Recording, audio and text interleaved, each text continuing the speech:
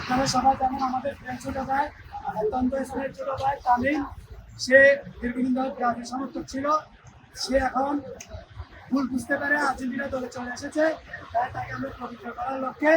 আজকে গরুর দুধ দিয়ে গোসল করে আর্জেন্টিনায় আমরা তাকে সাদরে বরণ মাথা নিয়ে দেখা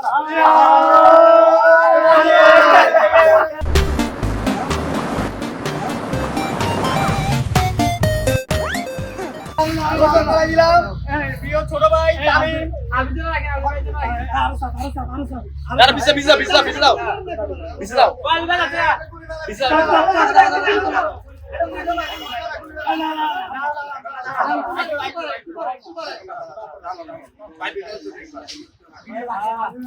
কিছু বাক্য দেয়